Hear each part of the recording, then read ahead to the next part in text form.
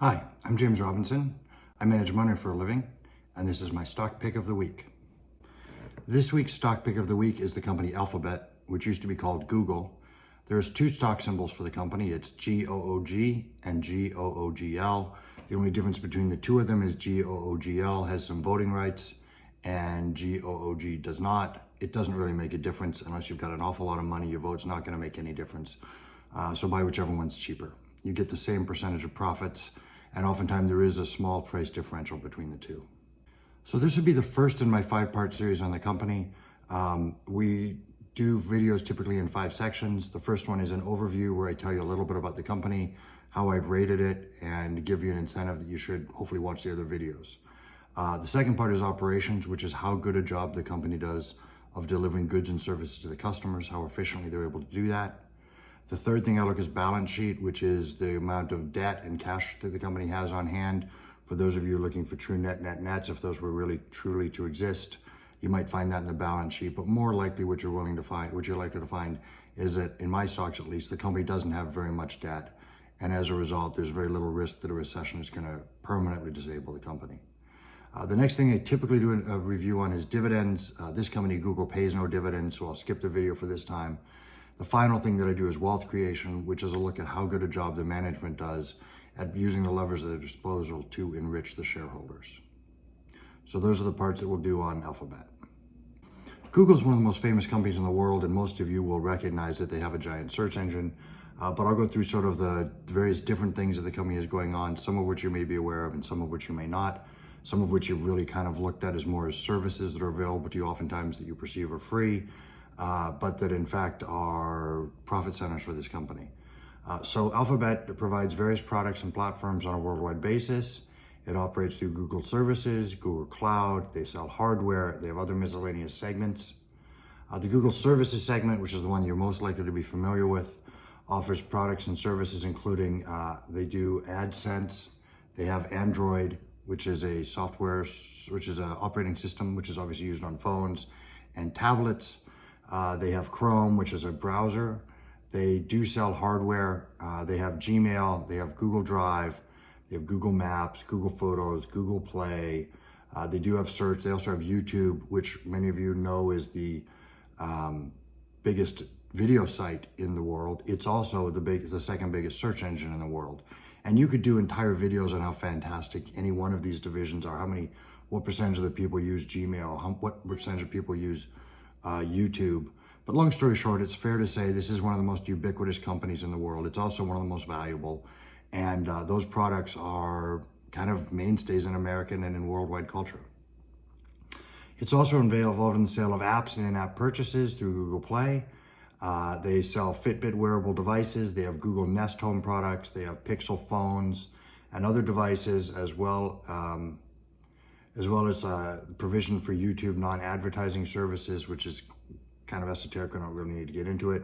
The Google Cloud segment offers infrastructure, platform, and other services. Google Workspace includes cloud-based collaboration tools for enterprises such as Gmail, Docs, Drive, Calendar, and Meet, and other services for enterprise customers. The miscellaneous segment sells health technology and internet services. So the company was founded really not that long ago, only in 1998. It's headquartered in Mountain View, California. So again, the point I want to make here is that Alphabet is one of the truly great companies in the world. I've been watching it for many years, looking for an opportunity to buy it. Now, the good news is that the market's getting killed, and tech companies in particular are getting killed.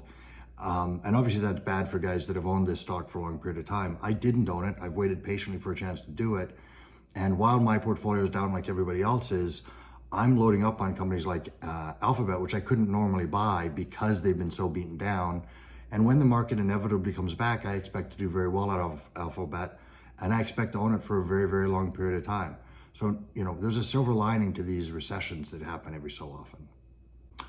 So the company's market cap is $1.28 trillion. That makes it it always changes a little bit, but one of the few most valuable companies in the world, along with Apple, and Tesla has been up there. But long story short, I would expect that you will see Alphabet and Apple remain as some of the biggest companies in the world. I think Tesla's probably peaked and is declining as the number of electric cars on the market increase. The company had revenues of $257 billion. It had profits of $72 billion. The PE ratio is 19.02. They pay no dividend. The total debt is $28 billion, which in the scheme of this company is irrelevant.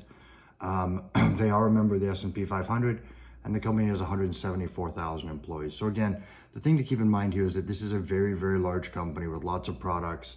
They make lots of money. Those profits are growing pretty steadily. And I think we're getting very lucky buying at 19 times earnings. I almost never own companies at 19 times earnings, and I'm very happy to have bought this company at this price. As I do every time, I'll talk to you a little bit about how I analyze companies. I look at companies in 29 distinct categories, and I try and rate those categories on a scale of 1 to 4, 4 being the best, 1 being the worst. And again, the higher the total score a company has, the more desirable I generally find it. If a company can't maintain, let's call it a 3.0 average score between these totals, it's unlikely it's something I will invest in. No company is going to be a 4.0 in every category. For example, this company gets a 1 in dividends. When a company pays no dividends, obviously I give it a 1. They've also continued to take on debt, which I don't think they need. And so I give them a low score there. But generally speaking, this company's done very, very well. Their operating grade is 3.22. The management grade is 3.0. Again, that's because I feel like the company's taking on debt they don't need, and because I think they should be paying a dividend. They're sitting on, $140 billion in cash, and I think they should be giving that back to me as a shareholder. And so because of that, I don't give it the highest grade for creating wealth. But the financials of the company are good. The debt is virtually zero. This company is so big that $28 billion in debt counts as virtually zero, but really it is virtually zero. So the company's total score is 93. That makes it the 38th highest rated company. I've looked at 195 companies, which means it's in the top 5% of companies that I looked at. So anytime I get a chance to buy a company that's that highly rated at a relatively low PE ratio, I'm going to take a very serious look at it. And that's why I pulled the trigger on Alphabet when I did. Hopefully you watch this video. Hopefully it will inspire you to watch the other videos, which I will eventually put down in the comments so that you can find them more quickly. In the meantime, if you want more information that I may post online that's not done in a video, you can find that on my Twitter feed at Robinson Stocks is my handle. I'd love it if you'd subscribe, trying to get to 1,000 subscribers, because that's the point at which you can start to make money on YouTube. And also, just for my own personal knowledge, if you would put down in the comments where you're following me from, I'd appreciate it, because I like to add dots to this map. So that's it for the introduction to Google. Alphabet, hopefully you buy some stock and make some money on it, and or check out future videos. Thank you for your time.